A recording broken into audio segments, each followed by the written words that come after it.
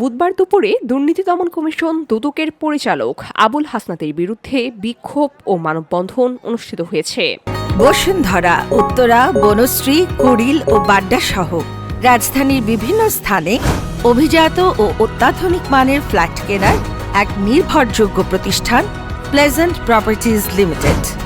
এলাকার কয়েকশো নারী পুরুষ বিভিন্ন প্লেকার্ড ও ব্যানার নিয়ে এই মানববন্ধনে অংশগ্রহণ করেন। তারা অভিযোগ করেন আবুল হাসনাত ও তার সহযোগীরা এলাকায় আধিপত্য বিস্তার, জমি দখল, চাঁদাবাজি ও সন্ত্রাসী কর্মকাণ্ডের সঙ্গে জড়িত।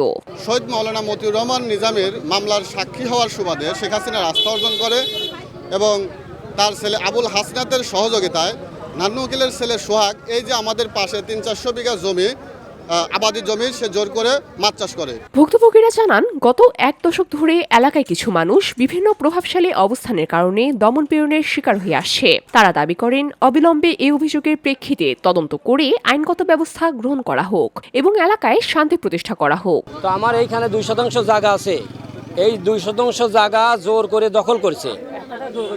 ওই হাসনাতের আশ্বাসে দখল করছে। নান্নু উকিল দিয়ে এসে ওর ছেলে যে সোহাগ আছে, ওই সোহাগে দিয়া নান্নু উকিল নিজে প্রেজেন্ট ছিল।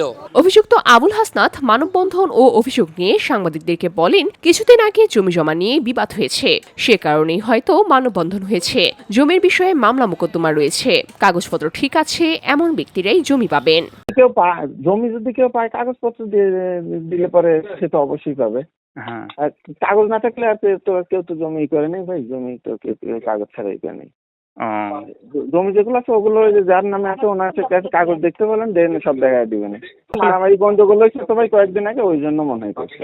মানববন্ধন ও বিক্ষোভে অংশগ্রহণকারীরা আশ্বাস চান স্থানীয় প্রশাসন ও সংশ্লিষ্ট কর্তৃপক্ষ এই ধরনের ঘটনার যথাযথ তদন্ত করে পদক্ষেপ নেবে। আমাদের এই মানববন্ধনটা আমরা এই ছোটপাতালে একটা গ্রামের মানুষ চাই যে সবাই একতা হয়ে থাকি, কিন্তু তারা একতা হয় না। তারা সবসময় মারিং কাটিং করে এবং আমাদের গ্রামের মানুষের খুব অধৈর্যভাবে রাখে তারা। VOD Bangla news desk.